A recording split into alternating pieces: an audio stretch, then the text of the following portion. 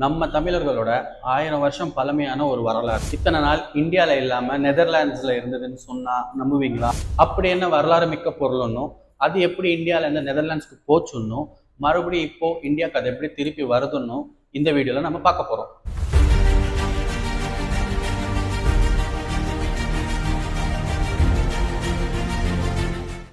முதல்ல செப்பேடுனா என்னன்னு தெரிஞ்சுக்கலாமா?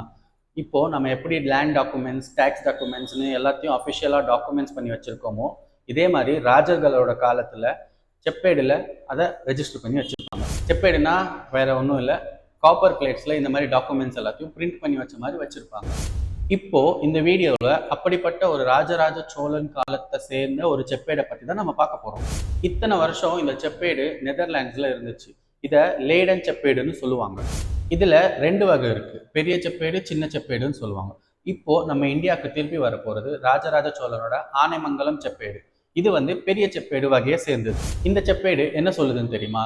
நாகப்பட்டினம் பக்கத்துல இருக்க ஆனைமங்கலம் அப்படின்ற ஒரு கிராமத்தை ராஜராஜ சோழன் ஒரு புத்த விஹாரத்துக்கு தானமா கொடுத்திருக்காரு. அந்த புத்த விஹாரத்தை கட்டுனது இந்தோனேஷியாவை ரூல் பண்ண ஒரு ஸ்ரீ விஜய மன்னன். இந்த செப்பேடு அப்பவே சோழர்களோட அட்மினிஸ்ட்ரேஷன் பவர், அப்புறம் நம்ம மன்னர்கள் அப்பவே எப்படி அதர் கண்ட்ரீஸோட கனெக்டா இருந்திருக்காங்க, அதோட ரொம்ப இம்பார்ட்டண்டா அதர் ரிலீஜியன்ஸை எப்படி ஒரே மாதிரி ட்ரீட் பண்ணியிருக்காங்க அப்படின்றத தெளிவா காட்டுது.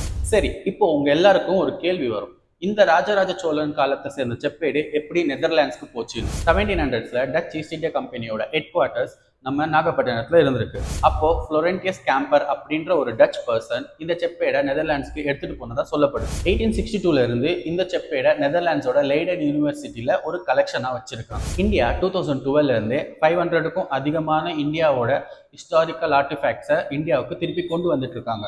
2020-22 restitution policy for colonial era artefacts மூலமா இந்த பொருள் இந்தியாவுக்கு சம்பந்தமானதுன்னு தெரிய வந்திருக்கு. இந்த செப்பேடு இந்தியாவுக்கு திருப்பி கொடுக்கறத ஒரு ஸ்பெஷலான மூமெண்டா மாற்றுறதுக்காக நம்ம பிரைம் மினிஸ்டர் மோடி நெதர்லாண்ட்ஸ்க்கு போகும்போது இது அவருக்கு கொடுக்குற மாதிரி கொடுத்துருக்காங்க. இது இந்தியாவுக்கு திருப்பி வந்ததால இது மூலயமா நம்மளோட ஹிஸ்டரியை பத்தி நம்ம இன்னும் கொஞ்சம் அதிகமா தெரிஞ்சுக்க முடியும். இந்த வீடியோ பிடிச்சிருந்தா சேனலுக்கு ஒரு லைக் போட்டு சப்ஸ்கிரைபும் பண்ணி விட்டுருங்க. அடுத்த வீடியோல வேற ஒரு இன்ட்ரெஸ்டிங்கான டாபிக்ல பார்க்கலாம். நன்றி, வணக்கம்.